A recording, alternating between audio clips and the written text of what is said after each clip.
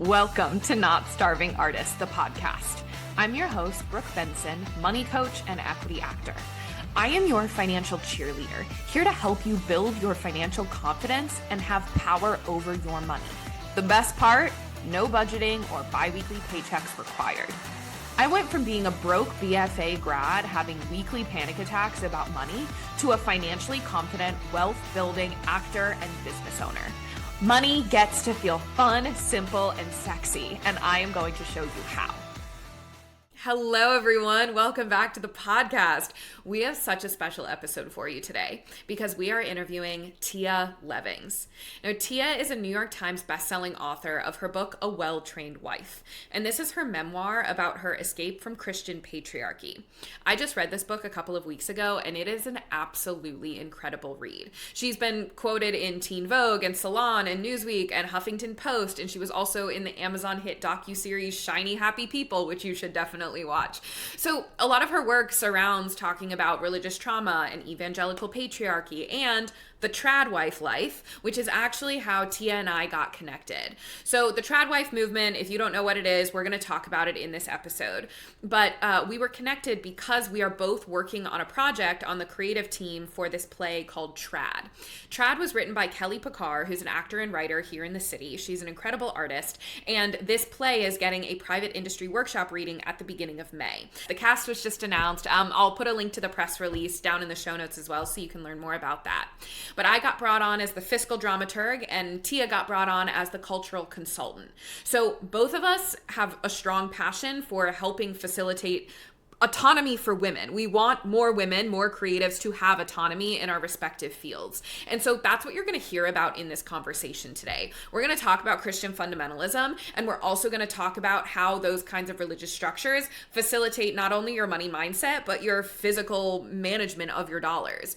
We're going to talk about her journey outside of that structure and how she transitioned. So many of us had to learn money as adults, and we're going to talk about that. She's also a writer and a creative with fluctuating income. So we're going to talk about the starving artist trope. So strap in. It's going to be a good one. Hello, Tia. Welcome to the podcast. I am so excited to have you today. I'm excited for everyone to hear from you. So can you just introduce yourself and give people a grounding of who you are as we dive in? Yeah, for sure. So most of the time people meet me online today. I educate on the abuses in Christian fundamentalism and the way they are embedded into our headlines and culture today. So that's all very current event. And the reason why I do that is I escaped that. My story, A Well-Trained Wife, is my memoir, but it's also kind of prophetic for where we are and where we're going to go if we don't make some immediate five-alarm style changes.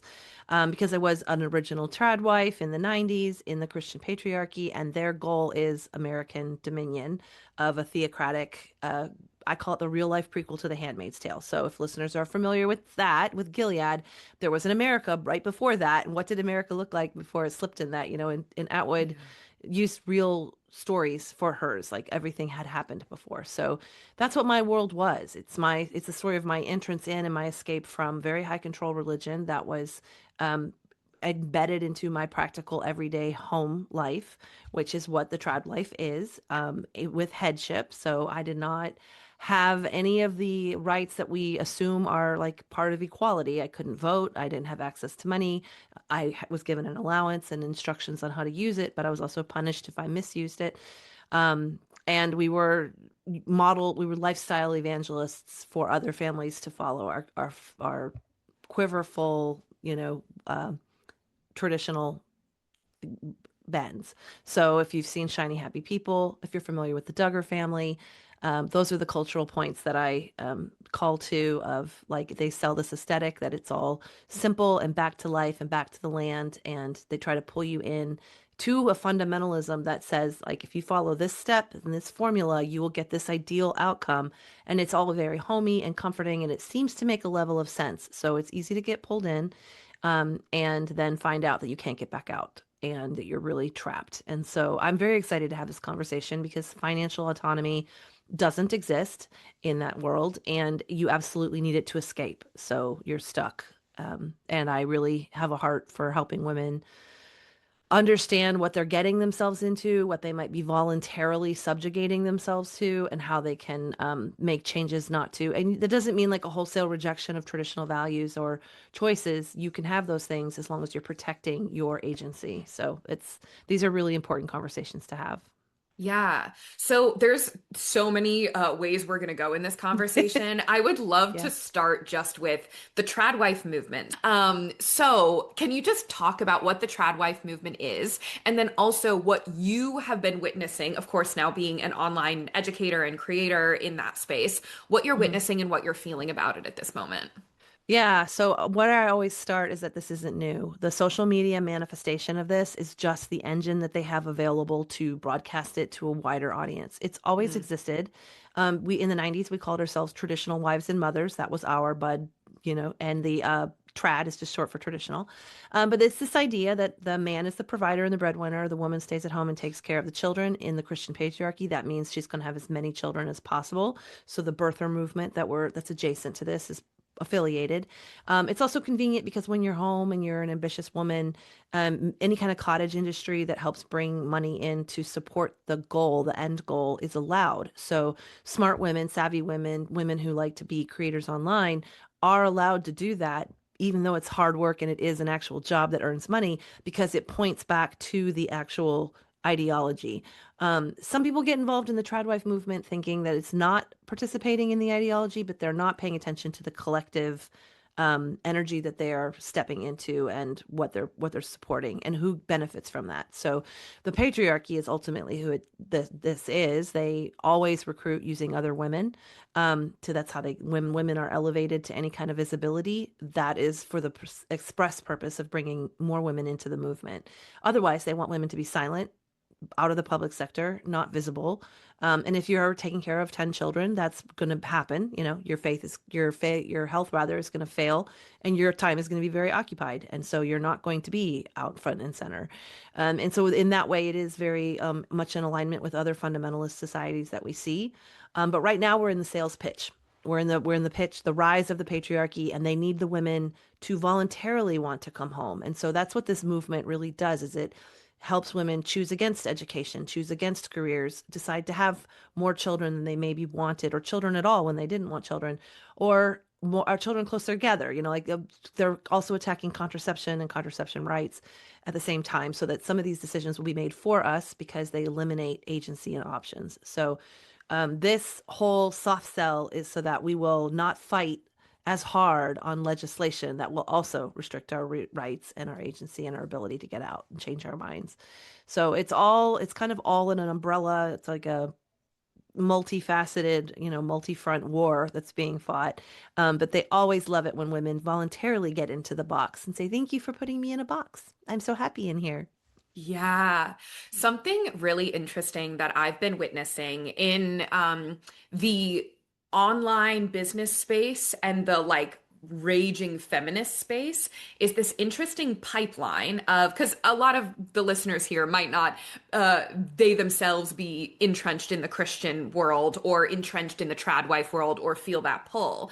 But Mhm. when you're saying like it's insidious and it's kind of large reaching and there's a lot of entry points, I see this pipeline of being so mad at what, as women, the place we've been put in society, right? And the oppression that's happening. Being mad at healthcare, being mad at our government, at forgetting about women and not focusing on women. So then that leads to like being in our own power, being in our own energy. But then there's this interesting pipeline of the vernacular of I want to be more in my feminine energy than my masculine energy because the patriarchy has told me I have to be in my masculine energy to succeed in this world. And then that feminine energy then leads back to the home, then leads back to homemaking, that then leads back to even just like an anti-vax, non-toxic life that then leads to the Maha movement. Like it's very interesting how snaky and insidious even Mhm. like the starting point of yes, let's rage can then end up. Like, do you have anything to say on Yeah, that part? we see a similar thing happening in the manosphere, and it's the same. Mhm. It is the exact same. Just because there's not religion involved doesn't mean that it's not tied to a religious movement. They're just coming Mhm. in and adapting the message to what appeals. So if you're not particularly religious, you can still really fall for the distinct gender roles that are part of the complementarian aspect of patriarchy, where men are men and women are women, and they're very narrow definitions for both. And your jobs or your opportunities are determined by your genitalia. That is the only criteria that decides if you can do a certain job. There are no men unloading the dishwasher in these patriarchal homes.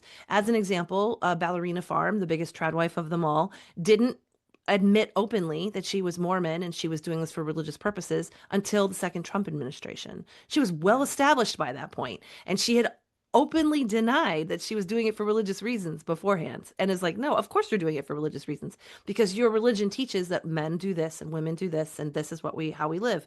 And so it is a an idealized systemic thing, but that rage, that it's going to appeal to what makes us exhausted, overwhelmed, angry, whatever attracts our scarcity, our sense of scarcity. There's not enough power to go around. There's not enough identity. There's not enough agency or opportunity.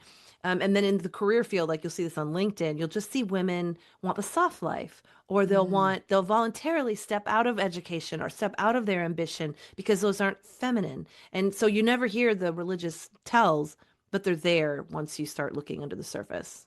Yes.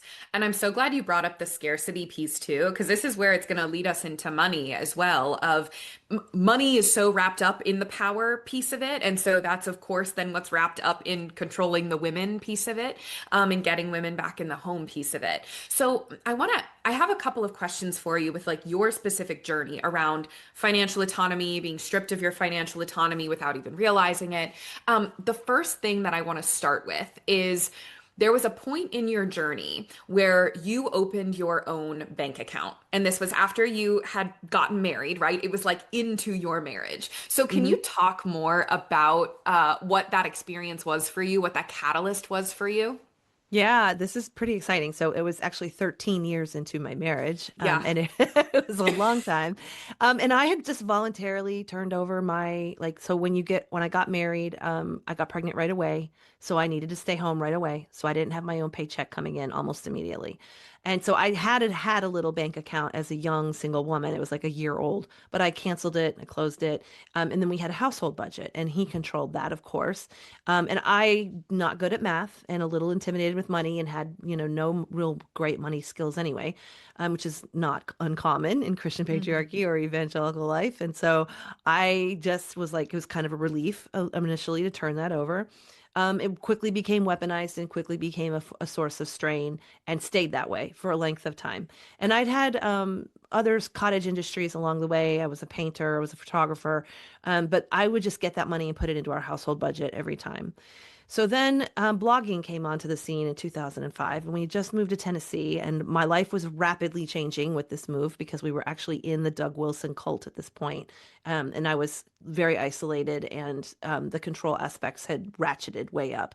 But I needed like a really convenient way to update all my friends and family about our homeschool life and our homesteading and the things that we wanted to do. And so I started a blog on Blogspot first, and then my brother-in-law gave me a domain name and my first website for Christmas that year. And so I Wow. started this living deliberately. It was a tradwife blog, ultimately. I was showing pictures of my canning jars and my chickens and my cloth diapers and our field trips and all of this. And it did very well very quickly. It was before algorithms.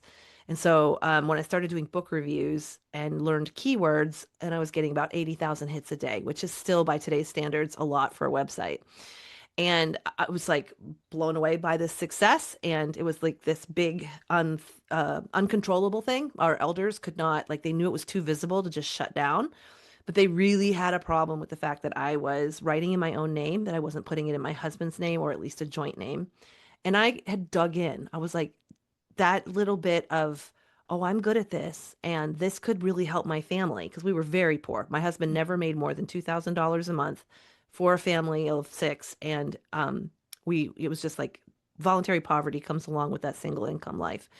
And so I was always looking for ways to bolster it. And very quickly, those people in the community were like, our homeschooling community were business professionals. And they were like, you need to teach me how to do this. And I suddenly had a consulting business. And I was like, I didn't know how to like, even call myself that. Yeah. I was stuttered back then. I was super shy, super withdrawn. But I was like, okay, Well, the money for consulting is good. So I was like, I'm going to put this in a separate account for household improvement. I don't want it to get muddled. So I actually opened it just thinking it wasn't my bank account. It was just a separate bank account. And Mm, that quickly changed within that year of I have a nest egg here. I ended up sinking most of it into the house because I thought a house remodel was going to help our violence. I was always looking for excuses that would help and alleviate the violence. And then 2 months, not even 2 months after that, we had to escape at night. So, but I did have a debit card. I did have a bank account established, and mhm. I had my first financial window of money he didn't know existed. Like he knew I was making money, but he had no capacity at that point to monitor it or dictate it. And it was business people and professionals and visible. And so it was intimidating for him to get involved. So yeah, that was life saving. And a few weeks later would be very life saving when I had money deposited into it and was able to go on the run. So it was in Yeah. hiding. Yeah. And the timing of that is Yeah, wild to look it at, is. right? Of like you were creating your literal savings fund, like saving your life fund without realizing it. Exactly. Or maybe even like deep intuition wise knew it, right? But not Yes. at the surface level. Today it Um, feels like future me went back and saved me. That's what it feels oh, like. It was like I got this idea to do this thing, and it feels like older me was whispering in my ear, "You need to open a bank account. You need to talk to this priest. You need to, like it's very full circle for me now." absolutely. So, when you started making money and bringing money in, I know I also grew up in a religious structure. It was a non-denominational Christian structure, but as every religious structure, that stuff bleeds in, even if it's Yes, not in your face toxic, it is.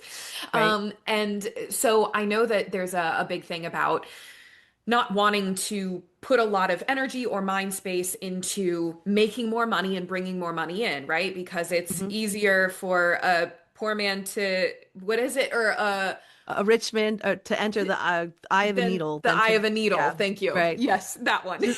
Did you know that's actually a gate? It's actually a whole big archway that the camels have to bend down and go under.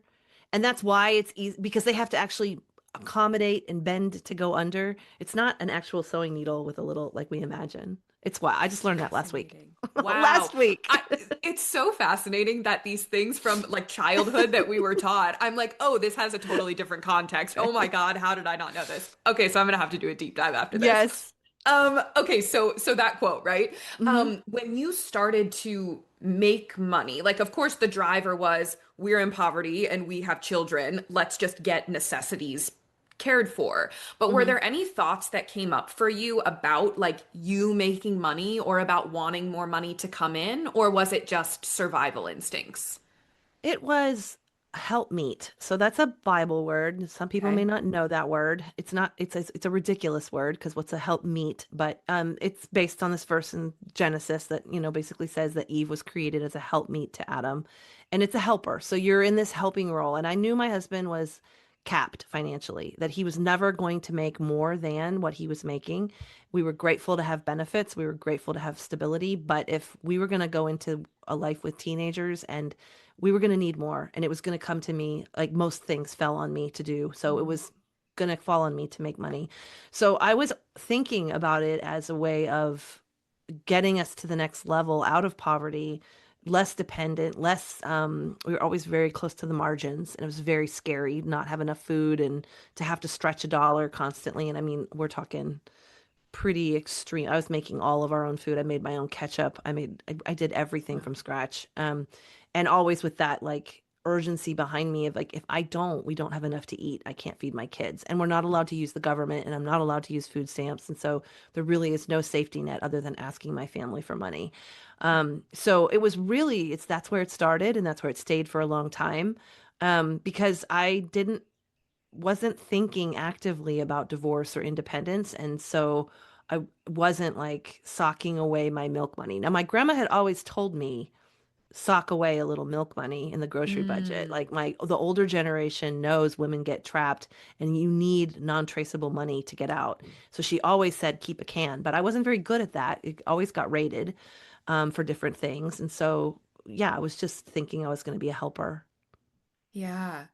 So then I want to flash forward now because a lot Mhm. of what you're experience was at that time was right, like we need to make ends meet. And then when you had to get out, you had to go, right? Like there wasn't a choice, you Right. had to move. So then when you got to a place where you were able to breathe a little bit, and that taking years even, Hmm. I would love to know some of and you can go two ways with this, whatever comes to your brain first. What were some of the financial moments that you remember from those first couple of years out? Whether it was something that clicked in your brain of like, that wasn't okay, or that's crazy, or oh my God, wait, I've never thought about this before, or the practical stuff where you're like, oh, I Right. didn't know to do this, or like I should have, whatever that is. One of the hardest things, honestly, was that I was 33 with four kids, and that's what people saw. They saw a grown-ass woman with children Mm. who they assumed was a grown-ass woman with children who could navigate the world. And I had no idea how the world worked. I didn't know basic financial things. I had money all shamified, in my head of I'm supposed to be tithing. I'm supposed to be like no debt. I can't, the strategic borrowing didn't exist. That was like all debt is sinful. And I had been like, part of my story is that I had paid off $22,000 of debt with my blogging business, and we were on Dave Ramsey's blog for our beans and rice party. Like that's part of my story that year. So I knew, Wow. We I talk about knew. Dave Ramsey here at Not I'm Starving sure Artists, so you people know do. who I'm that sure you is. do. I was like hook, line, and sinker poster child for paying off debt and Yeah. Dave Ramsey's model. And my kids all know it from listening in the minivan. I'm listening to Dave Ramsey's show. So that is where my head was. And I didn't know where to start. And everything was expensive. That first year, my sister had a big accident settlement that she was able to help pay for my very expensive divorce. I went to school double time to get a paralegal certificate. I had to borrow that and swallow the shame from that. I had no idea I was investing in myself. Like the whole attitude around education was different. Um, I remember being blown away by the amount of paperwork it takes to put children in first private school and then public school because the first year we were in hiding. The second year I put most of my money towards private school tuition for them to transition from homeschool because they were like a little bit behind and they had never been in a public school setting. So I wanted them to have a Sure. buffer. But like the amount of dependence I had on like to go from you may not ask anyone from help for to like now churches are helping us, families are helping us, we're getting donations from strangers through domestic violence shelters. Like that's how I made ends meet. And then we're just so vulnerable. So I talk about this in I Belong to Me, which is my second book on healing, because it maps the process I took to this place of autonomy. And I talk about how vulnerable people who come out of cults and high control situations are because you don't have a skill set yet, except the world expects you to perform and make decisions as if you do. And so I vulnerably fell back into high control relationships and groups, not knowing what I didn't know, but also being completely vulnerable and dependent on their help. I needed that help and stability. And so when second husband shows up, he's benevolent. He wants to provide for four children. That's very attractive to a very needy, overwhelmed mother. It's a path. I'm still learning financial skills through podcasts like yours, through like I got Tori's book and I've got Katie's book and I've got, like I've got Yeah. all the books because like I have to learn at 51 what I should have learned at, 18, 19, 21. So it's a whole new world, but it's an ongoing discovery. Yeah. Can I ask about financial shame? Because I know everyone who listens to this podcast experiences financial shame. I have not spoken with one client or one person who doesn't have the thought, like, I wish I would have known. I can't believe I didn't do that. I can't believe I did that. Like, there's so much weight that we carry from that. So I'd Hmm. love to know a little bit about your experience of if you carry shame around money decisions or stuff learning or even just in your past and how you've um, processed through that or how you continue to process through that to make it lighter, to make it livable. Yeah, it's a great question because shame is sort of evasive. Like Mm, it's very good at hiding and embedding and masking and sticking yeah. to you like little Velcro burrs and things like. So I find shame comes up in places where I'm not always expecting it, and I have now tried to make it my friend. Mm. Like if I'm feeling shamed about something, it's a tell that there's trauma there and I need to investigate it and excavate it. So I do better with it now than I used to, but I remember money shame from the very beginning. Like finding a penny, finding a dime, like not wanting to give my offering. Like we were heavily preached at to be giving 10%, Yeah. and I didn't always want to or have the explanation, given to me. I wasn't good at math, so I always internalized like if I made a mistake, then I was a horrible person. I was just bad at money. I think I've told myself I'm bad at money for my whole lifetime, and Mm. no one ever taught me to be good with money. So like maybe that's why I'm bad at money. No one taught me something that you actually have to learn. You're not Right. just like natively, intuitively good at this stuff. It's not how it Yeah. works, especially in the way our economy is shifted. So that and then like falling into debt again. Like I don't like even that phrase, I fell into debt. No, I didn't. I Mm. consciously decided to borrow in order to do XYZ.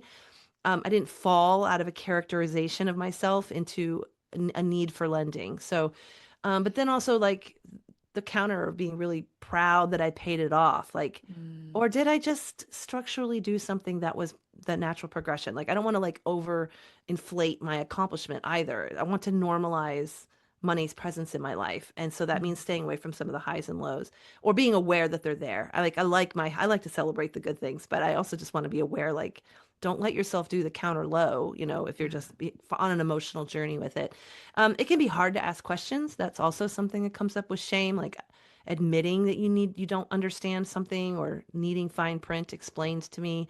I also like am very creative and inventive and frugal, like Mm. naturally frugal. So those can be strengths, but they can also be exploited by people who need me to be frugal. So it's one thing to be Mm. voluntarily frugal, but then when somebody uses that as a method of control, then you can feel trapped, which also is like, why did I get myself into this mess? Like those messagings, just come so quickly. But I universally treat shame now as the same. If it's coming up and I'm feeling embarrassed, I go into my parts work. I do a lot of internal family systems parts work, and I understand that younger parts of me did what they did because that's the best they had. And we do better when we know better. So, um, just being really gentle that we're all on a learning curve here and things are complicated, and also not being ashamed to want money and to want ease and to want, because it's true, like I've been really really poor. Money sometimes just makes things easier, period. Yeah. And Yeah, it does. there's no shame in being like not suffering. Like this ties into doctrines around suffering so much because suffering's glorified in high control religion, and so you're a better person if you're suffering. You're more like Christ if you're suffering. And no, like that's a manipulation tactic that there's someone's benefiting from my voluntary poverty. And I want to relieve suffering. And as for people who want to stay faithful or religious, that's actually Jesus's message is, to relieve suffering. And sometimes you use the tool of money to do that. So, it's kind of like, has just a lot to do with neutralizing the power and messaging of it, for me Yeah. now. I don't know what I don't know still, so I'm like still in awe of like I'm listening to the Fire People a lot right now, and I'm Hmm. like they're all such impressive, mostly young women who I listen to, and I'm like I wish Yeah. I'd known a shred of that at that age, but I would like there's still time. I know women who start over at 50 and they retire at 65 quite well, Yeah. and I have goals. So Yeah. I also, yeah. it's interesting that you bring up the fire movement because the one of the biggest pieces of shame that I hear from people, it's so rooted in investing. Because once you understand the math of investing in compound interest, of course your brain goes, well, if I had done this 5 years ago, well, if I'd Uh-huh. known about this 10 years ago, if my parents had known about this and started me up, like then there's this retroactive anger that I think even comes with it. And so Hmm. that investing piece I think can be a big engine for shame as well. Yeah. Two other things I wanted to note here that you brought up. One is I just want everyone to rewind this, like of the last 2 minutes of what you just spoke on, and hear how clear you were with your language, like how you spoke about I didn't fall into debt, here's what I chose to do, or like the language that you use surrounding the shame thoughts that came up. That's exactly the work, right? And I Hmm. think it's really beautiful how you articulated all of those things. So for everyone to hear that of like that's what it takes. We have to pause and like take a minute. We can't just keep moving through our lives and not take a minute to sit with whatever that is that's coming up. And then the last thing that I wanted to say on what you spoke on is the suffering element of that being morally better and morally good, and that definitely exists in the Christian world. I remember being at a Christian conference when I was in middle school or high school, and the preacher, a very famous preacher, was asked a question about, well, I'm afraid to give away too much. Like, what is too much? And he spoke on, like, well, that fear doesn't really exist because in the worst case scenario, you give away too much, you become destitute, and you die because you gave away too much, and you get to enter the kingdom of heaven. Like, oops, I gave away too much, and how proud God is going to be of you. And I remember in my brain being like, sir, I see the shoes you're wearing. What do you mean preaching on that, right? But it's the suffering rhetoric that then is also very prevalent in artistic societies and Hmm. artistic career paths of we're not going to be one of those rich people, right? Our art comes from our suffering. So I would love to hear from you too. You are an artist, Mm. right? You are a creative. Yes. You are a writer now. Like coming from that suffering rhetoric in the Christian world to now there's this suffering rhetoric in the artistic world. What does that look like for you? It's seamless. Yeah. It is seamless. So I don't ascribe to voluntary suffering or glorified suffering in any realm, and that absolutely has impacted my art because I Mm, have to look at my art as also labor, and also like I want to be paid for my labor and I deserve to be paid for my labor. And just because it creates like a beautiful value for somebody doesn't mean that I don't deserve or need to be paid for it in order to pay for my bills. So mm, really, this gets into the capitalism that happens in patriarchy because women are exploited and labor is exploited. And if it kills you, then it's okay. It's okay because they're going to fuel through you and then replace you with another. mm, And I have to be really mindful not to do that to myself in every single realm. I can be more generous from a place of excess, just like anyone else can. So if I want to be generous, because I have a great big generous heart, then I have to have my needs met so that I can give from that excess, which means I have to be diligent at the time when it's like, oh, just like when people ask you to quote a price or something, like, and you put a number onto the value of your time. And I'm so tempted to like, I'll just do this, I'll just give it away, or I'll just mm. blah, blah, blah, blah. In fact, our friend Kelly is really good at calling me on this because she's like, no, we're not going to I'm do paying that. you. I appreciate it every time she says it because like, that's it again. It's just my tendency to like forget that I have to pay the electrical bill. And coming from like, I know this is something that's really bad in publishing. I don't know how it is in other art groups, but I would Mm, imagine acting is similar. The money is very unstable and erratic, mm, comes in spurts, and the deposits can look big in the realm of like, oh, you got this big advance. And then they don't tell you, you got to split that over 3 installments over 4 years, and 15% goes to this agent, and then 25% is going to go to the IRS. And that leaves you with this like pittance, and it's got to last you if that can't be your only way of. So, like, this financial adjustment yeah. within instability is part of it because that instability will also create suffering. And I can also Hmm. feel martyred to my craft or martyred to my art. And that's again a religious trope for me. I cannot self-consume to that level. So for a long time I kept my corporate job because medical benefits are good and we live in a Yeah. sucky country that ties our benefits to our medical.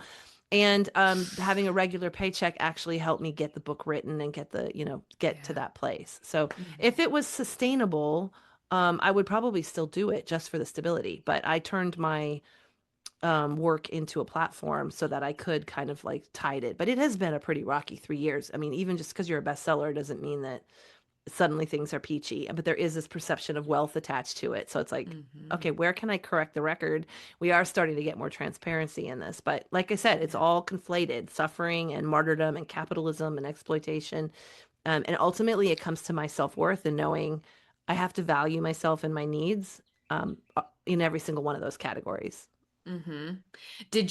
So as you were coming into your, like you had your corporate job, and then as you started writing, right, and really started doing creativity as a means of income and also career expression, did you have to consciously work through a starving artist narrative, or did it feel like you had been doing that work in the religious world and that just started to carry over? Did they feel different to you at any moment?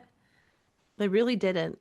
No one's ever asked me that before, but I can tell right away. I mean, this work, it's so psychological that Mm. you will find the expressions for it just kind of sweat out of you. They breathe. It's like it's going to apply to everything. And the way if you get good at reframing messaging in your head, you're going to reframe every message in your head. And if you like yesterday, for example, not a financial day, it was a nervous system dysregulation day. We're talking about this the day after Trump threatened to annihilate Iran.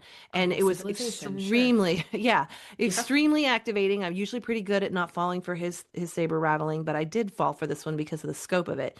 And that Hmm. dysregulation will impact my financial decisions, my creative decisions, my labor, my energy, my psychology. So I start with my body. I start with Mm. embodiment and trauma response because I don't, we talk about living in survival mode, and it's really easy to just stay in a constant survival mode, especially as artists who are living in, like, we're hustling. Um, and it's easy to exploit our resources that way. And Mm. so if we're starting with our body, we're already going to make better choices because we're fed, rested, regulated, grounded, brought back into the world. So, like, you even just heard it in my voice. I came back down into here because Right. that is how perceptive my system is with, like, oh, we're grounding. Okay, we know how to do that. We know how to come Hmm. down here. And then all of a Hmm. sudden the picture is clear. Yeah.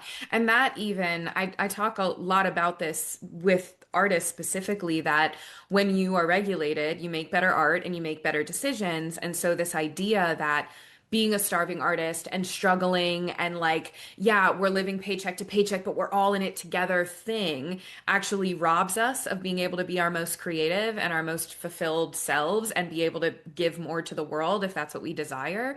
And Mhm. you just illustrated that exactly, right? Like it Yeah. does take regulation. And Yeah. and there's ways to find that regulation even if your lifestyle is fluctuating like crazy. Your income is fluctuating or Right. you're making money in different ways, but it requires different financial skills.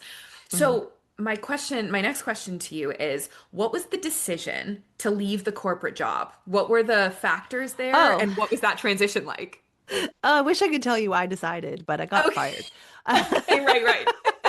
Um, two things happened when I sold my book on the Christian patriarchy. I worked for a Baptist hospital, and they said, "We're actually not cool with your public platform. Sure. You're not a good fit here. You may be dismissed." Uh-huh. So that was no fun, but also timed just right because I Yeah. really needed to focus on my platform at that point. And then my husband 2.0 said he did not want to be married to a writer. He's patriarchal, benevolent, but patriarchal. And Mm-hmm. I had found my voice and my autonomy and my confidence and was no longer in that needy, vulnerable position that I had been 15 years before. And so he said, "It's writing or me." And I said, "Here's a very amicable divorce." And so Mm. I started over at 50. I had to again blow up my life and move and leave. I was again starting out on my own, but this time my kids were raised. My youngest one had just left. And I knew I had a book contract. So it was a very massive lifestyle shift, but I feel like the first time in my life I really chose myself. Mm. I took a big chunk of my advance and went to Europe and walked it out over almost 9 months. Um, a slow travel and just brought my regular. I grieved in private this time. I had grieved Yeah. publicly before, and I was like, I really need to hear my own thoughts. And so the ocean's really good for that. So I took a boat to Mm. Europe and then Mm. trains across Europe. And again, that was a heavily shamed financial decision. My people were not happy with me spending my money that way, but it saved my sanity. So it was ultimately the how I wanted to use my money. And I know I could have invested $30,000 otherwise. I know that. But I saved my own bearing. I can do this work today because of that time. Mm. And so I don't regret that at all. But talk Yeah. about a decision that's like an FU middle finger to everything where I should be doing. I now say should's the devil. If you're using the word should, you're already bringing shame to the table. So it's like, watch out for that word. It's a flag. Yeah. I'm so, so glad that you shared that story because that is financial autonomy at the heart of it, of I'm going to make this decision financially because I am the only one who knows that this is the best thing for me. And I'm going to Mhm. say no to the other financial responsible advice. Like, what even is responsible financial advice? If the decisions you're making are best for you, you're the only one that can ever know that. So what you just said of it's the reason why you're able to still be doing this work today, that of course was the most responsible decision you could have made. And of That's course, other right. people are going to balk at it. And so everyone hear that, right? If your gut is telling you to use your money in a specific way, yes. And with the information of like, I am aware that I am spending $30,000 and I'm going to put my stamp of approval, right? It's not done in a Yep. blackout. It's this is what I'm shipping. That's right. That's So right. Oh, and good. it's all material. I'm going to use that. I'm going to make art with it. I'm going to do things with it. I knew it was the right decision. And it was also a little bit like Queen Tia. So I'm really into this whole queen era. The patriarchy uses the female archetypes to their advantage. So you go from maiden, mother, crone, and that's Hmm. they just recognize the three. And I'm like, hold Because that's up. also big in acting too, of like as you Yes. age into your type, it is maiden mother crone. And you're Currently suddenly in an my old mother lady. era. Yeah, you're Yes. not fertile anymore. Suddenly you're old. I'm like, hold on. We got queen era right in the middle where you are no longer fertile, but you're not going to be old for another 2.5 decades. Mm, So like, yes, queens go on trips. That's what they do. Queens make decisions for themselves. Queens mhm, are sovereign. And I tell you, that word sovereignty is very hard to deconstruct when you come from patriarchy. mm. I still struggle a little with it. When I say it, I'm like, I'm not sovereign. I owe allegiance. Whatever.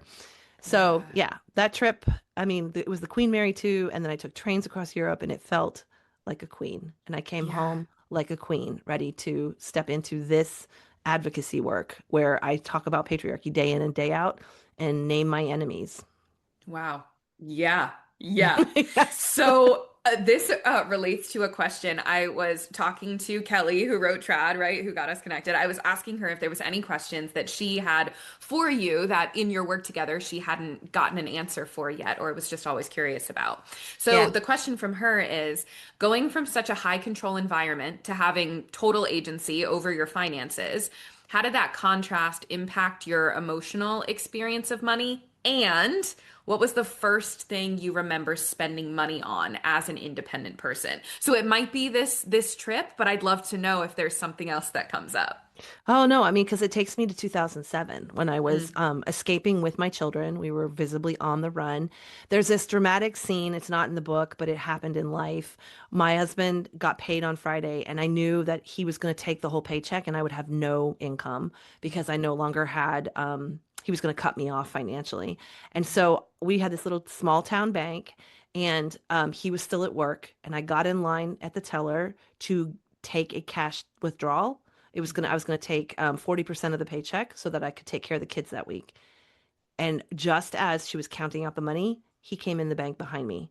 So we're staring, violent situation at this point. Like I had Yeah. escaped on near murder suicide. We're standing like 10 feet apart at two different tellers, and my teller was just working faster than his teller. And I think the tellers knew because it's a small town and everybody knew shit had happened at our Yeah. house. I walked out of there safely, got in my car, and drove away with 40% of that paycheck. And it put gas in my tank and it bought my kids food. Holy And shit, Tia. I didn't get child support for another 2.5 years. So, and I had to fight like hell through court to get child support. So, Mm. that it was that kind of like desperate need for money and paying basics with it and being very aware this is not enough to save for an apartment. This is not enough to like invest in anything that's gonna like how am I gonna do Christmas? How am I gonna do clothes Mm. for them? How am I gonna do school? How am I gonna do anything fun? And then so much guilt if I did anything for myself in that time. If I got a haircut or I bought a like little meaningful dummy ring when I was that's a whole other story, but like anything that I did for myself just came with all this massive guilt that I then had to take to therapy and unpack and do all Sure. the thing. But also I tend to have impulses around money, and so Mm. there's a lot of shame around like controlling my impulses, which is also a very religious message. And then Hmm. knowing that there's actually ways to work with that and give myself some like fun money or spending leeway. And it's not like this great big sin that I'm committing, just because Mm. I made sometimes my impulses are spot on. In fact, usually my impulses are spot on because I'm not a That's destructive person. interesting. Wait, I'm not talk a more about that. Yes, I am not a destructive person who is going to waste things. That is no Mm. part of my character is like that. But they would paint my impulses as obvious destruction, obvious waste of spending, obvious mistakes. And I would just take their word for it until I learned to like, hey, wait a minute, I'm not wasting this. I'm not using this to blow up the world. I'm not harming anybody with this decision. I'm not even chipping away at my future with this decision because there's a reason why I need to take care of myself right now. And I am right about this instinct. And so there's a big part of I Belong to Me that talks about instinct and also introspection, which is like your intuitive and the way it controls your body signals and helps you be aware of what's around you. And so all of that feeds my impulse and feeds my gut instinct when I know something is right. So the older I get and the more I do this work, the more I realize a lot of times my gut instinct is the right instinct. And owning that and standing by it means I'm less perceptible to those messages of, well, you just wasted that. That was a frivolous purchase. You didn't really need that compact. You didn't really need that lipstick. You didn't really need, blah, blah, blah. And I'm like, or I'm not harming anything by buying this lipstick. Like it's in my neutral category. I've accounted for it. I got it covered, So it's like creating a no judgment zone for myself and trusting myself and knowing that I have my own back. I have my own safety net. Yeah. Comes When you with. say neutral category, do you have categories? Is that part of like a framework for yourself of when something Yeah. feels, can you talk more on that? So I'm not very good at budgeting, envelope system, Dave Ramsey shit. I'm not Welcome great to at Not that. Starving Artists. Fuck budgeting. Not good at that. I know it's one of the things I heard you say, and I was like, okay, she's Mhm. good people. This is good. I had to vet you, before I let you in my house. So, Absolutely, yeah. so, yes, I take care of my responsibilities first, and then I'm really pretty loose with what's left. And Mm, I set aside the messaging that I could use it or should use it in these other ways. Sometimes I will, and sometimes I won't, because, like, for example, the Trump administration's been really hard on my nervous system. So sometimes I'm doing things for comfort and pleasure and not allowing the shame and judgment to come along for that ride. We mm. are not doing that. We are taking care of Tia and sustaining her through this really hard time. And I would like to be not so needy right now, but that is actually their fault, not mine. I am not at Mhm. fault for having needs or wants or desires. So I'm moderate with it, but I know that I'm a moderate person. I know I'm not an excessive person. So there's no danger that I'm going to go on a spending spree and not be able to pay my bills because I already took care of that. I already paid the bills first, and now I can shop for clothes. Yeah. Okay, so two questions. I love everything you're saying because also what you're saying too is for my clients who are listening to this, the people who know the money flow method, that's what we do. It's like you put your money aside for the month ahead so you know everything's already paid for and then you can spend the rest guilt-free, like however you Yeah, want without categories. There's a freedom in that that I think our nervous systems so desperately need right now. absolutely. Um so I talk about a fuck it blackout where impulsivity comes to a point where like you don't want to say yes to what the impulse is. So you black out, you go dark and you make the choice and then shame follows it. And Mm, what you just perfectly illustrated and how you were speaking about it was I'm going to acknowledge that this is for comfort and I'm going to say yes and I'm going to do it. But there wasn't I'm going to black out because I feel bad about this and then I'm going to push the feeling bad down the line. So I yeah. just want to highlight that. Yeah, my suppression days are over. Um, Yep. we are not pushing anything down. If Yeah. I if part of me has a legitimate need, I just want to honor the need. If I can Mm. do it in a more economical way, I'm open to that. If I need to be a little careful or like balanced in like one plant instead of 10 plants, kind of that thing. Like I'll do it, but I'm not going to shame the needy part for needing that thing. And I'm not going to black out, which I would say dissociate. Dissociation is a superpower of mine. It's also a response. A lot of our trauma responses become our superpowers. So if I'm dissociating, I'm immediately phoning my therapist like, "Hey, I'm blacking out on shit. I need to like talk this through. What am I not wanting to look at or sit with?"